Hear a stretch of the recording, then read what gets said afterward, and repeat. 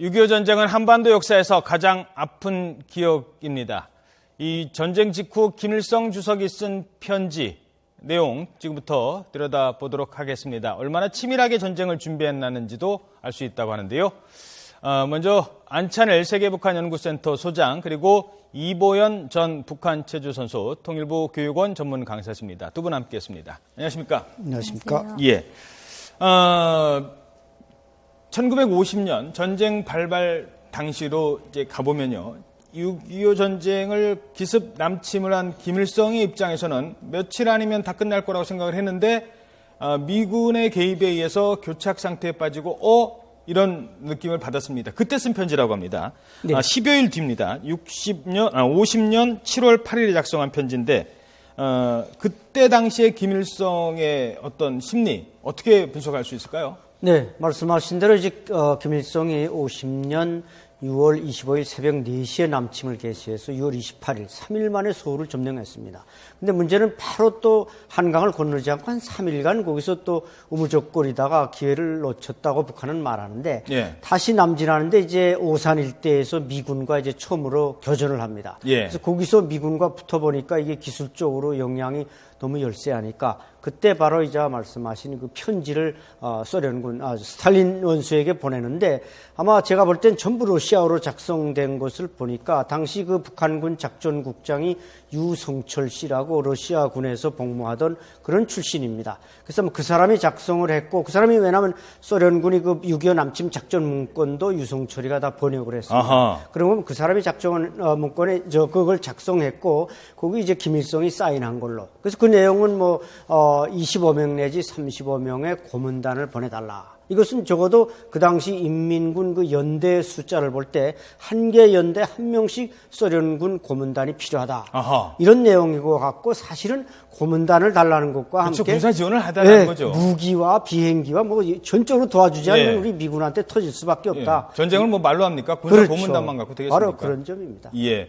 자, 이걸 봐서는 당시에 지금 김일성 또는 북한이 주장하고 있는 6.25가 남침, 북침 주장 이런 얘기 나왔을 때 북한의 남침이 분명하고 거기에는 소련의 스탈린이 뒷배에 있었다라는 것을 입증한다고 볼 수 있을까요? 그렇습니다. 바로 그 점이 이제 가장 역사적인 그 포인트인데 김일성은 소련군 대위로서 이제 45년 9월 19일 날 원산으로 원래 들어오지 않습니까? 그러니까 그 사람이 가졌던 계급은 소련군 대위가 전부입니다. 그래서 뭔가 전쟁을 하면 빨리 서울을 점령할 것이다. 물론 서울은 빨리 점령했지만 남한에 무슨 남로당원이 20만 명이 들고 일어날 것이다 착각했지만 아무도 일어나질 않았고 그런데 이제 미군이 개입하니까 이 사람이 이제 당황망조해 가지고 스탈린에게 다시 또 구원 요청을 하는 겁니다. 예. 자, 이보연 강사님, 북한 주민들은 6.25를 어떻게 보고 어떻게 교육받습니까? 그리고 그 당시에 김일성과 스탈린의 역할을 어떻게 교육받나요? 네, 북한 주민들이 일반 주민들이 6.25에 대한 전쟁을 본다고 하게 되면 사회주의 체제, 우리가 남녀계 동포들을 불쌍하고 가련하게 착취받고 압박받는 사람들을 우리가 구원하기 위해서 하루빨리 사회주의 체제 안에서 통일을 해야 된다는. 그래서 미제에 압제해서 해방시키려 했다. 그렇죠. 그런 건데 우리가 북한이 주도한 것이 아니라 남한이 북한을 침략을 해서 전쟁이 일어난 걸로 교육을 알고 있습니다. 그러다 보니까 전쟁 위치강의가 이제 우리 스탈린을 가리킬 때는 대부분이 우리는 김일성의 독재 정권 아래서 같은 독재자잖아요. 예. 그런데 북한에서는 스탈린은 전쟁 위치강의 약간은 좀 김일성과는 상대되는 인물로 지금 부각이 되고 있어요. 그래서 스탈린에 대해서 별로 그렇게 좋은 이미지를 가지고 있지는 않습니다. 예. 지금 김일성 주석의 지금 생전의 모습인데 앞부분 화면을 볼까요? 갑자기 지금 손자죠. 김정은의 모습과 좀 닮았다는 생각이 듭니다. 한번 잠깐 보실까요? 첫 그 화면에 보면 김정은의 지금 모습과 김정일의 지금 모습 그냥 저 사진 그대로 보여주시죠. 예, 어떻습니까? 그렇죠. 바로 예. 저 모습 이제 해방 직후에 3세 3세 그때 모습인데 예. 아주 그 김정은과 비슷하고 오늘날 김정은이 그 머리라든지 배 나온 거라든지 모든 건 저 김일성을 지금 롤 모델로 하고 있습니다. 그러니까 지금의 김정은이 집권 4년 차에서 지금 그동안 계속 분석을 했습니다만 본인이 닮고 싶어 하고 본인이 따라 하고 싶어 하는 얼굴은 과거의 첫 장면 그냥 보도록 하겠습니다. 정지 화면으로. 바로 저 얼굴. 네. 봐라, 내가 할아버지. 당신들이 그렇게 그동안 찬양하고 찬양했던 찬송하던. 사람의 이른바 네. 백두혈통의 후계자다라는 거를 머리 스타일도 지금 보니까 따라했던 것 같네요. 똑같이 따라했습니다. 머리 스타일도 뒤를 빡 치고 옆에도 치고 위에만 예. 조금 남겨놨고요. 그러니까 예. 약간은 아버지는 김일성은 사실 북한 주민들에게 인식이 좋습니다. 그래도 사회주의 체제를 이제 공론화했고, 그리고 주민들에게 좌우명으로 이 밥에 고깃국을 먹고 이 비단 옷을 입히고 기아집에서 살게 했다는 김일성의 좌우명이 있었기 때문에 예. 김일성을 따라해서 그 찬양을 자기가 그대로 받을 수 있는 이미지로 부각을 시키기 위해서 아버지의 젊을 때, 할아버지의 젊을 때 모습을 같이 따가지 않나 이런 생각이 드네요. 알겠습니다. 자, 그리고 이번에는 북한 최근에 김정은의 행보 중에서 가장 일부 전문가들은 패착이다라고 했던 이 모란봉 악단의 공연 직전 취소에 대해서 다른 얘기가 지금 나오고 있습니다. 어떤 얘기냐면 시진핑 주석의 관람 취소 때문에 북한이 옮겼다. 그러니까 갑자기 그냥 철수했다라는 얘기가 나오고 있거든요.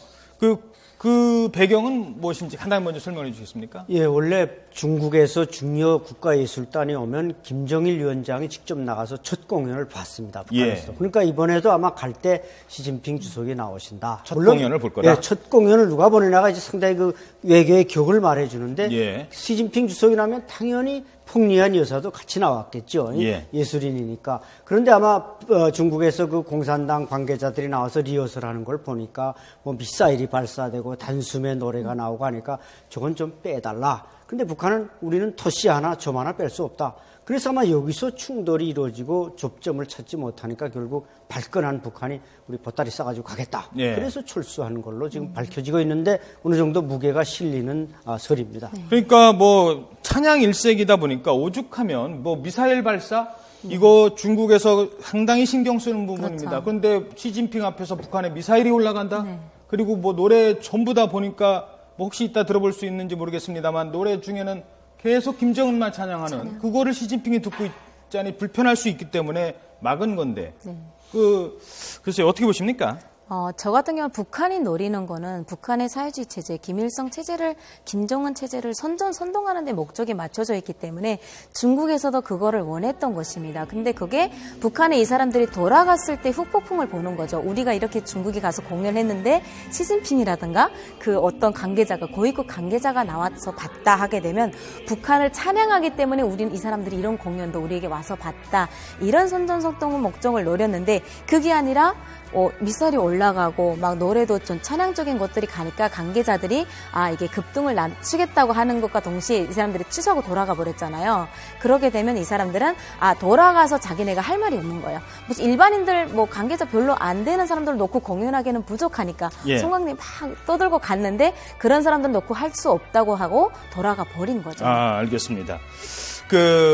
모란봉 악단의 가장 큰 목적은 북한의 체제 선전도 있습니다만 돈벌이 아닙니까? 돈벌이? 그렇죠. 외화벌이인데 이걸 이 한 번 공연 취소가 앞으로 시진핑이 한번 본 뒤에 있을 그 많은 외화벌이를 한꺼번에 잃어버린 그런 측면도 있는 것 같아요. 그렇죠. 말하자면 이제 말씀하신 대로 돈벌인데 이거 이제 시진핑 주석이 직접 본 공연이다. 그러면 이게 파급 효과가 상당히 크단 말이죠. 그럼요. 북한은 또 직접 공연 이제 일본 공연도 생각했었고. 안표까지 거래되지 않았습니까? 예, 이게 해외 공연을 준비했었고 또 이제 CD라든지 DVD 이걸 또 많이 좀 수출해서 돈벌이 하려는데 그게 깨졌고 그래서 그 전에 이제 총봉악단이 지난 8월에 모스크바를 방문했는데 그때도 이제 한 3억 원 우리 돈으로 한 3억 원 이상 나온 숙박비니 이걸 누가 결제하느냐 이거 가지고도 상당히 충돌이 있었답니다. 그때도 아마 무슨 최고 지도자의 존엄과 그게 충돌이 있었다면 또 보따리 싸는 일이 벌어졌겠지만 그건 아니다 보니까 그 정도에서 마무리됐지만 북한이 뭔가 이게 사회주의 국가다 보니까 회계나 재정이나 이런 데 대한 분명한 어떤 계산이 없고 이다 보니까 이런 문제들이 자꾸 발생하는 거예요. 청봉학당 때도 러시아 공연 때 비용 문제가 있었군요. 네, 그렇습니다. 사실 북한에서 저 아리랑 공연 대집단체조라는 게 있습니다. 그것도 당창군 55돌 때 아리랑이 탄생을 하게 된 게 그게 계기가 됐는데 그때도 10만 명을 중국에서 초청을 했다고 다 간다고 했었어요. 저도 그때 막 마음이 들떠서 해외로 나간다 이랬었는데 그게 10만 명을 고용해서 그 사람들 먹고 자고 숙식이 보장이 안 된다고 중국으로 가는 게 다 취소가 되고 지금 북한의 관광 상품으로 나온 게 바로 아리랑 대집단체조 공연인 거죠. 알겠습니다. 자, 다음 질문은 이제 북한 달력을 보고 질문을 드리도록 하겠습니다. 그 전에 지금 속보가 하나 들어왔네요. 중국 베이징에 또 한 번 스모그 적색 경보가 발령됐다고 합니다. 19일부터 22일까지 외출을 자제하라는 이 얘기가 나오고 있습니다. 중국의 수도 베이징시가 스모그 적색 경보를 다시 발령했습니다. 베이징시 당국은 오전 7시부터 22일 자정까지 19일 7시부터 22일 다음 주 화요일인가요? 자정까지 대기오염의 최고 등급이라고 할 수 있는 적색 경보 발령한다고 합니다. 베이징 시민들 밖에 나가지 말라는 얘기입니다. 심각한 것 같습니다. 지난번 스모그 때는 우리에게 직접 영향을 안 미쳤는데요. 이번에는 어떨지 좀 지켜봐야 될 것 같습니다. 달력을 한번 보도록 하죠. 북한 달력이 이제 드디어 나왔다고 하는데 직접 가지고 나와주셨습니다. 북한 달력은 사진이 이렇게 돼 있네요. 한번 보면서 설명을 해주시겠습니까? 네. 북한 달력 같은 경우는 배우들이 나오는 화면은 언제나가 매 해마다 있는 것인데 올해 조금 특이한 거는 공연자들이 조금은 상해가 노출이 됐다거나 이런 것들을 조금 볼 수가 있습니다. 이건 1월 달 달력인가 보죠? 네. 그리고 이제 젊은 층을 타겟으로 해가지고 조금 연애하는 모습들이나 장군님 품 안에서 행복하게 살아가는 그런 이분들은 누군지 유명한 분들이에요? 네, 여분은 남자분은 조금 북한에서 알려주는 공문 배우급이고요. 네. 여자분은 아직은 앵커님, 그 이제 1월달 달력에 곧 내려놓으시면 이제 8일날이 김정은 생일이잖아요. 그래서 중요한 날짜. 그게 빨간색이 되느냐 마느냐 했는데 올해까지는 까만색이고 아마 내년쯤에는 빨간색이 될 것 같습니다. 중요한 8일날. 제가 이제 까만색이라 그냥 넘어갈 뻔했습니다. 이게 이제 까만색이냐 빨간색이냐에 따라서 다르거든요. 그렇죠. 이게 빨간색이면은 공휴일이고 노는 날이고 김정은 생일도 이제 국가 공휴일이 지정이 되는 거고, 그렇지 않고 검은색은 아직은 내년 1월 8일도 김정은의 생일은 국가 공휴일은 아니다. 공휴일이면은 우리 같으면 금, 토, 일 황금연휴인데요. 그렇죠. 뭐 김정은이가 뭐 아직까지는 자기 자신을 내려놓는다, 인민만을 위해서 복무한다, 뭐 이런 정신을 하기 위해서 자기 생일을 아직까지는 기재하지 않는. 중요한 점이었네요. 아주 중요한 내년 행사를 할 수 있는 중요한 점이 달력에서 유출을 할 수 있을 것 같습니다. 달력 다음 장면 보도록 하겠습니다. 2월입니다. 네, 설명을 해주시죠. 2월 달은 이제 16일 화요일에 보게 되면 셋째 주 화요일에 보게 되면 김정일이 탄생한 날이라고 생일입니다. 김정일의 생일날. 이때는 국가적인 명절이죠. 이제 14일 날 정도 되면 애들에게 선물도 나가고요. 네, 그리고 16일 때가 되면 3일 동안의 이제 명절 휴가가 있는 시간이죠. 요때는 22일 요때 명절 휴가는 이제 우리 설날. 네, 설인데 이때는 북한도 그냥 쭉 다 쉬어버려요. 3일 동안 16일, 17일까지 쉬게 하고 또 구정에는 또 구정대로 쉬는데 북한은 또 특이한 게 우리는 구정을 크게 세는데 북한은 신정을 또 많이 크게 셉니다. 예, 알겠습니다. 자, 그리고 이번에는 3월달 달력이고요. 3월달에는 특별한 주요 일정. 3월 8일 국제 부녀절, 여성의 날이라고 이제 주부들이 다 쉬게 하는 날. 알겠습니다. 여성들 많습니다. 그렇군요. 여성 동무들 좋아하시겠습니다. 네.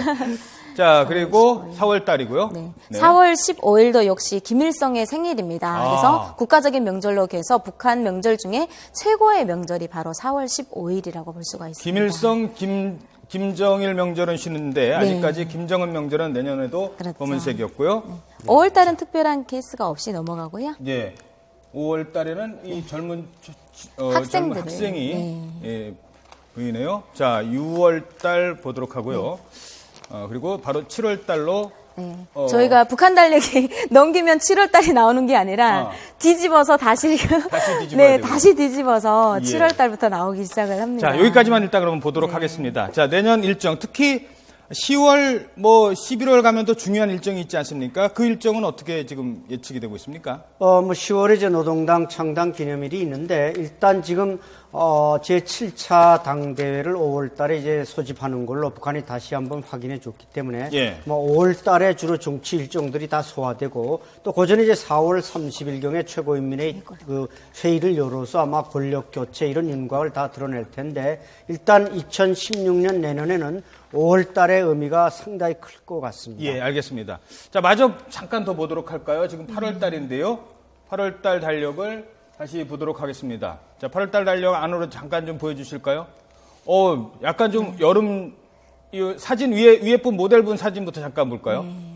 시원한 복장이 나오네요. 네, 이거는 이제 교회하는 사람들을 배경으로 한 거고요. 이거는 조선 북한과 영국의 합작 예술 영화라고 김동문은 하늘을 난다는 배경으로 넣었습니다. 그래서 영화 배우들이 나오네요. 네, 그래서 이걸 영화로 만들어서 합작으로 만들었다고 합니다. 서커스 배우들입니다. 서커스 배우들. 북한에서 서커스 배우들은 상당히 격이 인기가 있죠. 대우를 받고 있습니다. 예. 그리고 요거는 9월 달이고요. 네. 아까 말씀하신 이제 10월 달 달력만 살펴보도록 하겠습니다. 자, 일단 이 배우들입니까, 이분들도? 네, 배우들입니다. 이분 같은 경우는 북한에서 알려지는 인민 배우고요. 여기 있는 사람도 여자분도 이제 북한에서 크게 이슈화되진 인연은 아니지만 공군 배우급의 이제 배우라고 그렇군요. 보시면 주로 배우들이 이제 모델을 하는 걸로 네. 다시 한번 확인했고요. 자, 10월 달 일정 밑으로 잠깐 내려보실까요? 10월 달에는 어떤 게 있죠? 지금 일단 쌍십절이라고 불리는 10월 10일이 있죠? 네, 노동당 창당 이제 71주년이 있는데 아마 그 5월 달에 당대회를 이제 할 것 같기 때문에 10월 10일에 아마 또 퍼레이드를 할지 그건 아직 좀 두고 봐야 될 것 같습니다. 알겠습니다. 지난번에 이제 군사 퍼레이드를 크게 했기 때문에 그렇죠. 70주년에. 네. 알겠습니다. 자, 시간 관계상 북한 달력은 이 정도까지만 보도록 하겠습니다. 네, 이 안찬일 소장 그리고 이보연 북한 전 체조 선수 현재 통일부에서 교육원 전문 강사로 계신 분과 함께 얘기 나눠봤습니다. 고맙습니다. 감사합니다. 감사합니다.